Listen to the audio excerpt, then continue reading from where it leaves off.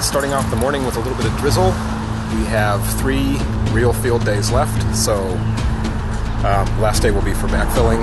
So I'm going to grab some equipment here and head over and go pick up the students. It's one of those mornings where I feel like I'm forgetting something. I realized on the way here I forgot my coffee cup, which could potentially be very important. So I'm going to grab one of those for my office too. And if we have to sit in the truck for an hour this morning and wait for things to clear up, that is what we will do. It is now officially crunch time. Got my lucky shirt on again, so there's really no stopping us. A field crew that's led by the Foo Fighters shirt really can't be defeated. You know, so yeah, when a student like Ben gets you a gift that's duct taped together, you just, here, I'm gonna stand back. I watch the news enough to know. Dr. White, I'm sorry for stepping on the walls. Oh my gosh. Makes me a little teary.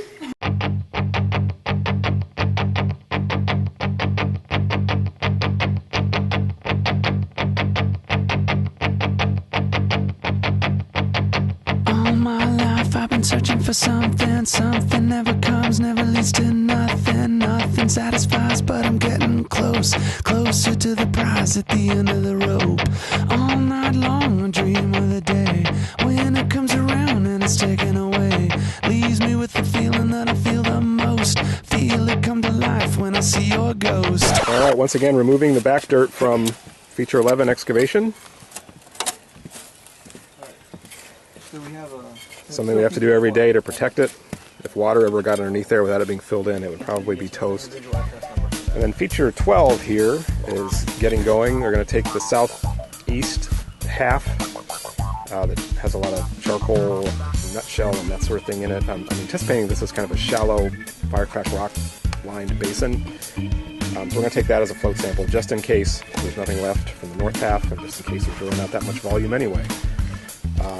We're going to try to scoop this one out and not worry about the matrix, but just scoop it out and leave the firecrack rock in place and see what the thing looks like. So I somehow double forgot my coffee cup, which, you know, so I'm sitting here looking at this carafe. Coffee everywhere, but not a drop to drink. Luckily though, got the cookie.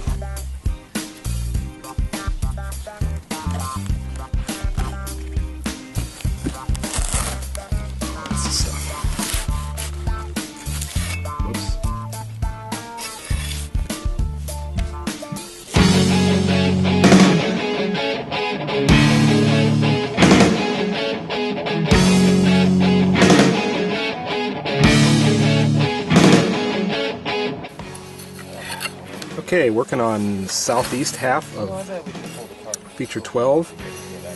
We took several gallons as float, and now they're just kind of chasing out this relatively dark soil with a lot of charcoal in it. It looks like it's getting lighter in some areas. I was thinking this was going to be an FCR lined pit, so I was very disappointed to not find any FCR, but looks like we finally have come across a big rock at the bottom. So that may be the first of many, or that may be the only one. We don't know. It looks like the sediment around that is getting lighter too. It's kind of more orangey. Yeah. So we may well find out that I am correct yet, or not. If I'm wrong, it's probably the only one of a handful of times I've ever been wrong in my whole entire life. I can agree with that. There we go. Ben, your grade keeps going up all day. Yes, sir. Thank you. Cookie, cake, and agreement. All right, the excavation of feature 11 proceeds unabated. Some people just don't have... They are still working down through the matrix. There has been a drop-off in the amount of material, which is good. I'm hoping there's somewhat of a lessening or a break before we get down to the middle archaic. So anyway, it's going a lot faster now that there is less stuff to plot. So that sheet of late archaic material looks like they have penetrated through it. This still needs to come down the rest of the way so we can see the feature and profile. I'm starting to be able to see it better, but still fairly subtle. So that is going. And then in feature 12 land, you actually might have to come up a good bit higher. It did turn out to be relatively shallow, so they are scraping out the last of the stained soil. 119. 119. And then we'll see where we're at on that one, and hopefully be able to start working on the profile of that next time we're out here. Good thing it wasn't a snake. If it was a snake, it would have bit you. That's what they say in Indiana. They say in South too. I was going to show you the skink and then the feature, but now the skink is in the feature. Alright, so that's Firecrack Rock in feature 4, so we're going to map that carefully after we get rid of the skink.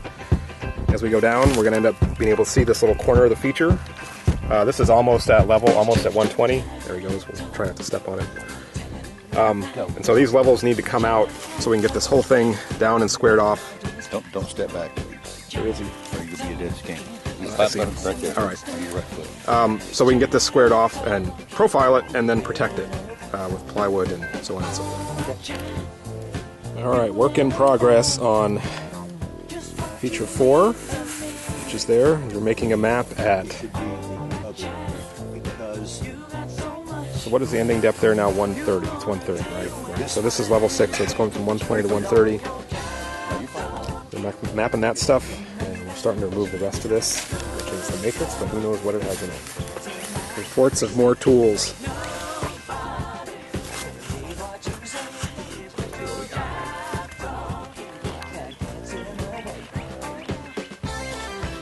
Another, looks like a biface. We haven't turned it over yet, so we don't know whether it's a midsection of a point or something. 128 cm. Getting a depth, 128 centimeters below datum. And they swear to me that they have plotted it in northern easting. So you got the northeast and the depth on that, right? Yep. Okay. Do we lift it? we found another Duval point. I mean, Savannah River point is what they're conventionally called, but this is a. They're conventionally called. Yeah. I'm a man of tradition. In C2 down here, just a little bit below the other ones. It's a midsection. It's got a tiny piece of the shoulder right there, so there's nothing to suggest that this is anything other than another Savannah River. So that's nice. I don't know what they were doing with the points here, but somebody was going through them and doing something. Good for us, I guess, if there was any doubt. Yeah, I see you. Along with the mice. Here they come. So there's a possible kind of darkish area adjacent to where feature 3 was. It didn't have good enough edges or any kind of material to really define it, so we decided to just keep cleaning and add a couple centimeters to go and see if it resolved itself or looked like anything at the end of the level. And maybe we'll give it a feature number then, or call it a zone, or if it's gone, then it was just a little lens of darker soil. We're down into some kind of zone that was a surface at some point, about 2000 BC or so, and there could have been all kinds of things deposited on that, kicked around, rotting, dug in, so feature 4 now visible a little bit in plan here. So I probably will actually take maybe the sediment that you guys removed from here, definitely, which is inside the feature. I might just save that as a float sample. Okay. Because that's the only bit of it we're going to get this time around, I think. Just can't seem to ride, yeah, yeah.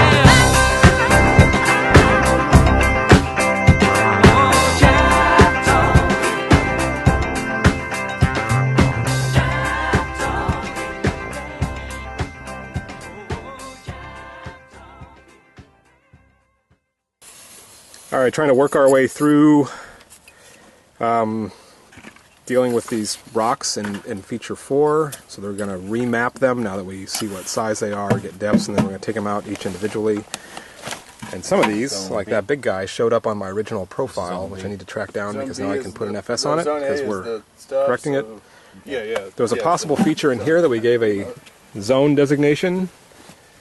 So we've got a zone A and zone B. We're starting to see the lamellae come up in the floor, which is nice, because that is, I think, going to make it easier to see where things have been interrupted, where there have been intrusions. There's the pit left by the excavation of feature 3. So things are complicated right now. My gut and previous information about the site tells me that we'll probably be out of this complicated stuff, and I'm hoping we have a few relatively non-eventful levels. And then we're going to get a chance to get another look at the Guilford component, which is down there somewhere. Really only the second time that we'll be going through it with any kind of volume to be able to see what's in it. So hopefully we'll learn something. Here's your bird's eye view of feature 4 exposed down in there. So they've mapped all that, gotten depths on them, so we're going to take that stuff out, and that will be our tiny window into feature 4. And then we might have another feature popping up here I kind of hope we don't, but if we do, we do. Okay. All right, well, this came out on the screen from the zone that we zoned up that's a possible feature, but it couldn't be defined well enough. Zone A here and level 7 of Unit 13. So it is yet another late archaic projectile point, very thin. Still don't know whether this is going to be a feature or not. But anyway, that's clearly associated with that, whatever the origin or the whatever the meaning of that stain is, this goes with it. There's some charcoal and stuff like that in there. Yes, on Peace Plot. Which, without a feature, I kind of hate to assign a whole lot of significance to. I would never probably date that. But you can see this is where feature 2 is removed. There's a little bit of a bleed out zone. We're just going to have to see what it looks like when we get done. Anyway, feature 4 removal in progress. Duval making sure the ground doesn't move. Alright, the southeast half of feature 12 is gone.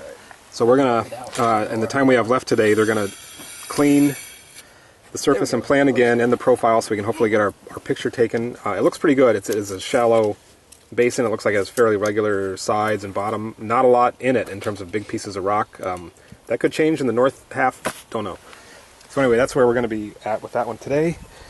And this, as they've continued to work down the matrix to expose the north half, or the south-facing profile of feature 11, lessening of material is definitely apparent, so it's been moving a lot more quickly. So I'm hoping they can get that down to the level where the feature is excavated, and then we can actually clean the profile and see it. And I think the edges will be fairly good. Okay, feature 12 is put to bed for the week. We got the southeast half out of that. This one's deep, so it's gone, 50 plus centimeters below the floor of the unit, so it is a fairly substantial pit. Based on what I can see in the rough profile now, before we clean it up, it looks like, we called it pretty well in terms of where to put the bisect line, I hope. So Will is just scooping out the last. We know we're at the bottom here because we can see these reddish, clay-rich lamellae, which are marking stable soils, and so the feature has intruded into those, and we can also see them in the floor. So there you go. So that one is primed and ready to be documented in profile. Finally, next time we can take out that other half. Hopefully there's something good in it. All right, it's 2:58. How do you guys want to spend the last 2 minutes? Everybody's looking at Ben. There we go. He signed a video release. Good job, Ben.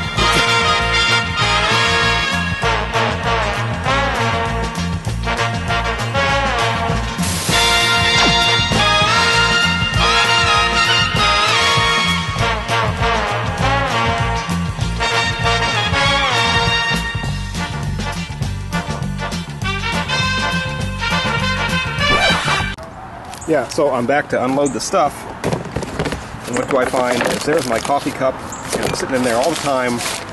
Everybody knew I didn't have a coffee cup, and nobody bothered to tell me that they saw it. Thanks, guys.